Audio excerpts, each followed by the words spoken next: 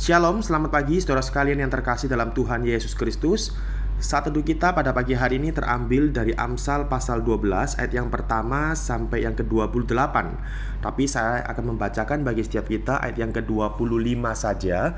Demikian bunyi firman Tuhan, kekhawatiran dalam hati membungkukkan orang, tetapi perkataan yang baik menggembirakan dia. Saya ulangi sekali lagi, kekhawatiran dalam hati membungkukkan orang, tetapi perkataan yang baik menggembirakan dia.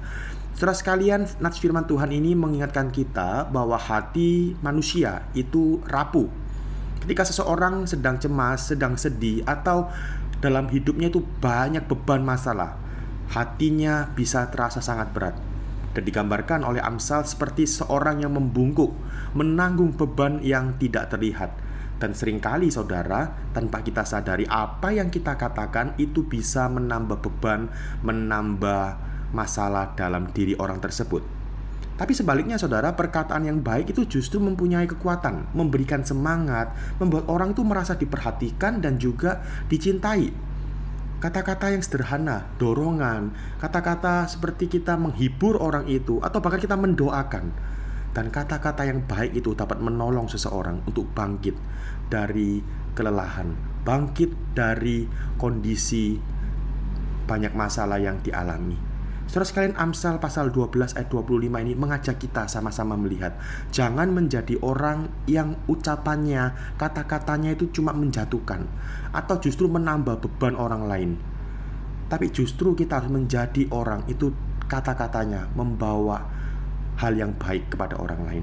Jangan kata-kata kita cuma dipenuhi dengan hal yang kasar, menyindir, meremehkan, atau merendahkan orang lain. Sebaliknya, mari kita sebagai orang percaya hadir dengan kata-kata yang membangun, kata-kata yang mendoakan, dan kata-kata yang membawa sukacita dalam diri orang lain. Saudara sekalian, coba sama-sama kita bayangkan, kalau kita menghadapi orang yang mungkin kondisinya lelah, kondisinya itu sangat capek, banyak beban. Kalau kita datang dengan ucapan yang justru menghakimi, ucapan yang justru menyudutkan dirinya, apa jadinya orang tersebut? Namun firman Tuhan hari ini mengajak kita sama-sama untuk kembali hadir sebagai orang Kristen, orang percaya, dengan kata-kata yang baik, kata-kata yang membangun, kata-kata yang menguatkan. Misalnya ketika kita berhadapan dengan orang lain, kita bisa mengatakan, aku akan mendoakanmu, Tuhan akan menolongmu, kamu tidak akan berjalan sendirian. Nah, kata-kata yang seperti itulah yang seharusnya kita ucapkan sebagai orang percaya. Mari sama-sama kita coba refleksikan diri kita masing-masing. Apakah kata-kata kita sehari-hari itu membangun orang lain, atau malah justru kata-kata kita itu menjatuhkan, meremehkan, atau menyudutkan orang lain? Apakah kita hadir di tengah-tengah keluarga kita, di tengah-tengah saudara kita, saudara seiman kita, dengan kata-kata yang menguatkan, atau justru kata-kata yang salah? Hari ini saudara sekalian, mari kita pilih untuk menjadi orang percaya yang perkataannya membawa hidup, bukan perkataan yang menjatuhkan. Menjadi orang yang mau mendoakan, menguatkan, bukan orang yang justru menjatuhkan orang lain lewat perkataan.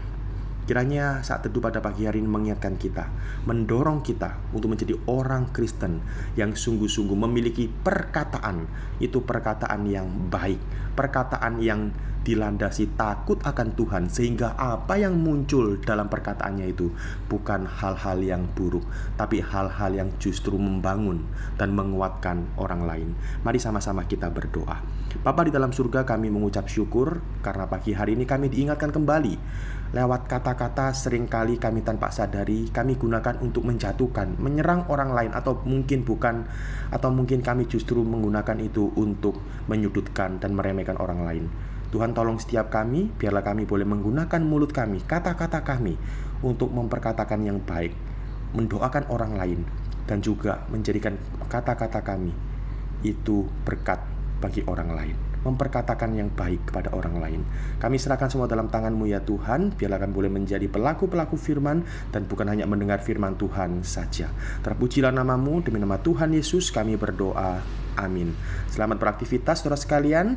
Tuhan Yesus memberkati.